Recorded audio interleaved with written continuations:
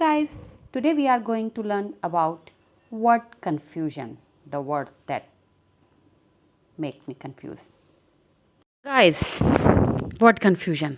But remember one thing, if you are confused about any person, don't interrupt, otherwise, you will get into trouble.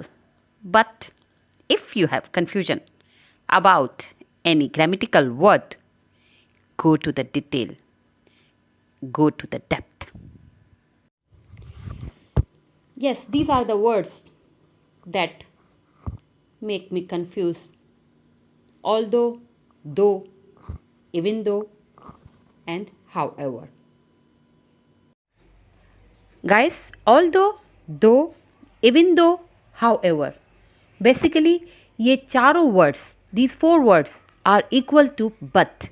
लेकिन जो हम उर्दू में कहते हैं, पर हम सब जानते हैं that English is the language of expressions. So native speakers use their expressions according to these in replace of but. तो हम इस वीडियो में देखेंगे कि but को although, though, even though, however के अंदाज में किस तरीके से बदल बदल के कहा जा सकता है. Although, uses of although. Always used in the beginning of sentence. Although हमेशा सेंटेंस के स्टार्ट में, बिगनिंग में इस्तेमाल होता है. It is always used in a formal वे. ऐसे राइटिंग, पैराग्राफ राइटिंग और किसी भी तरह की जो फॉर्मल रिटन पैटर्न होता है, ऑल्दो हमेशा उसमें यूज़ होता है. It always shows the contrast in sentence. Yes, sentence में कंट्रास्ट होगा. एक सेंटेंस अगर हमारा पॉजिटिव है तो दूसरा उसके अगेंस्ट जाएगा. ऐसे सेंटेंस में ऑल्दो का यूज़ होता है. और one more thing, don't use comma after although. तो ऑल्दो के बाद कॉमा हम नहीं लगाएंगे. Yes, here is some examples of although. Although I don't like cookies, I like cake. मुझे कुकीज़ पसंद नहीं है, मुझे केक पसंद है. Although it rained all day, we enjoyed party very much. अगरचे बारिश पूरा दिन होती रही, we enjoyed party very much. हमें पार्टी में बहुत मज़ा आया, हमने पार्टी को एंजॉय किया. Although he run fast, अगरचे वो तेज़ दौड़ा, he lost the race, लेकिन वो रेस हार गया.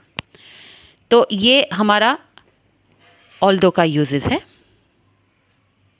Yes, next is though. Now we are talking about though.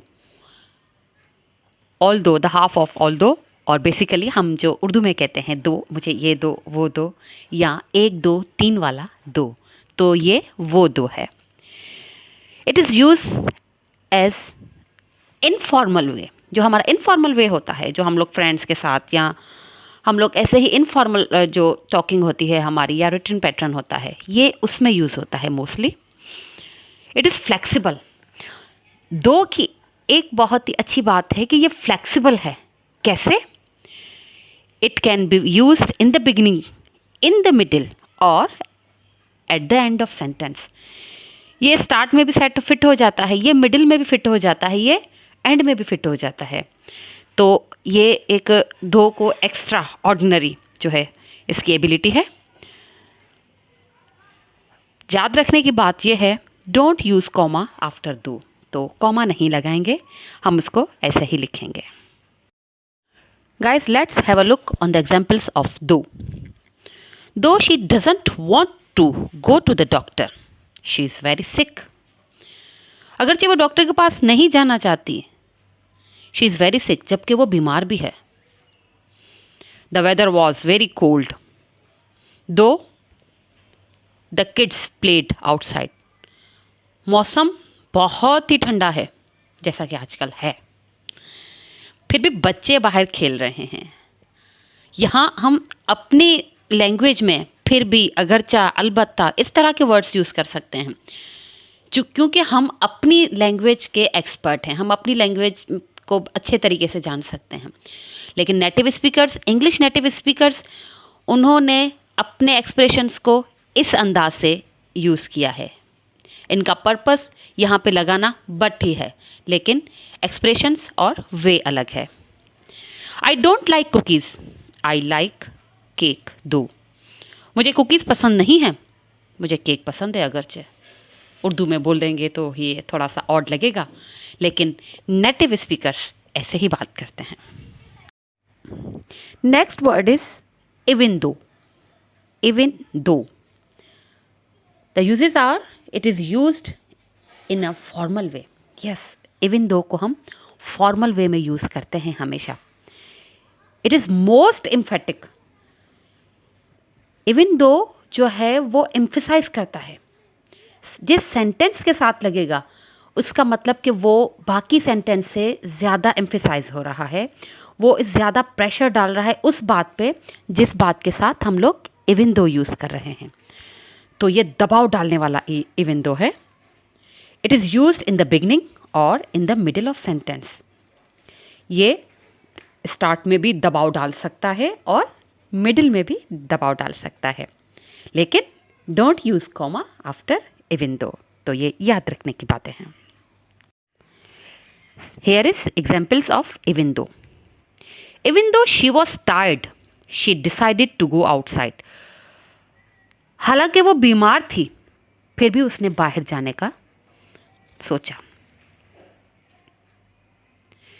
यहाँ पे दबाव जो आ रहा है वो किस चीज़ पे आ रहा है कि वो टायर्ड थी। यहाँ पे लफ्ज़ टायर्ड जो है इस पे प्रेशर हो रहा है, इस पे दबाव आ रहा है, इस पे एम्फेसाइज हो रहा है। फिर वो बाहर भी जाने का उसने डिसाइड किया। Next, we are still hungry even though we ate very much. यहाँ पे हमारा जो प्रेशर आ रहा है, जो हमारी बात का वज़न आ रहा है, वो आ रहा है कि हमने खाया बहुत।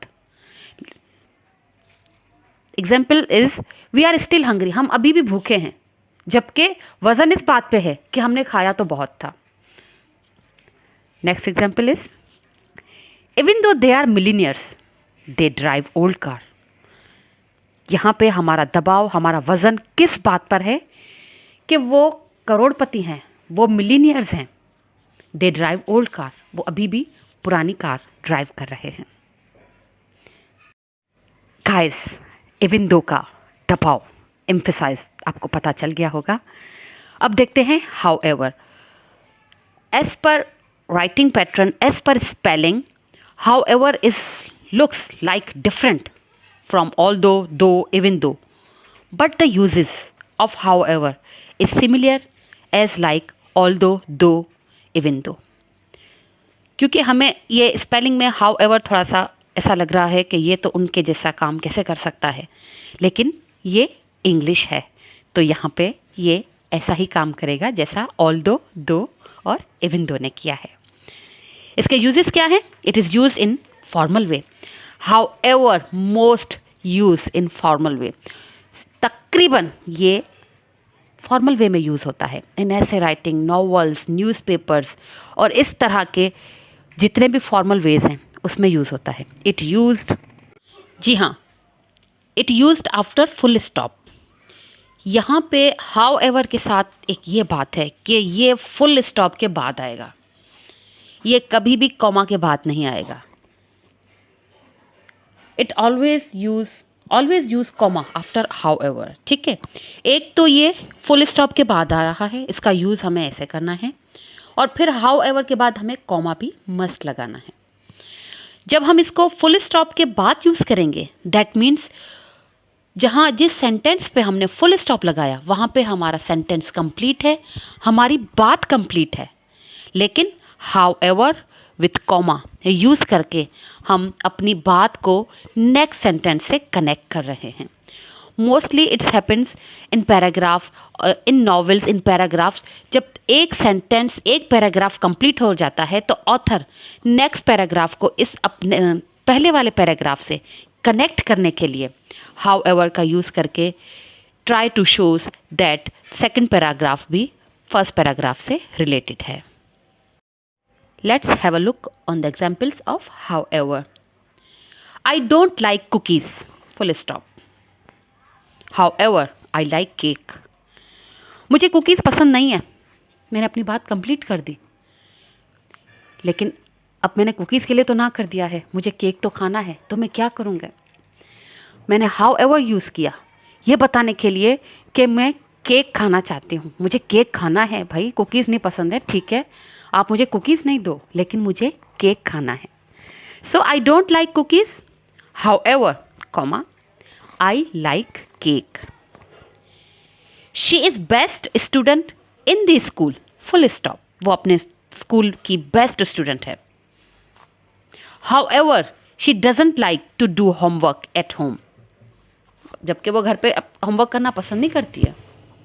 दोनों सेंटेंस के कंट्रास्ट को रिलेट करने के लिए, कंटिन्यूस जो है करने के लिए, हमने हाउ एवर यूज़ किया कि भाई वो अपने स्कूल की अच्छी स्टूडेंट है, हालांकि वो घर पे स्कूल का काम करना पसंद नहीं करती. I really enjoyed that movie. बात ख़त्म. मैंने मूवी इन्जॉय की. How ever I prefer the book. जबकि मैं बुक प्रिफेयर कर रहा हूँ, मतलब मैंने मूवी भी देखी लेकिन मैं बुक प्रिफेयर कर रहा हूँ. तो हमने बात को, दो सेंटेंस को रिलेट कर दिया, कनेक्ट कर दिया with however. So guys, this is the explanation of although, though, even though, however. I explain it at my length. So please don't be confused next time. Thank you.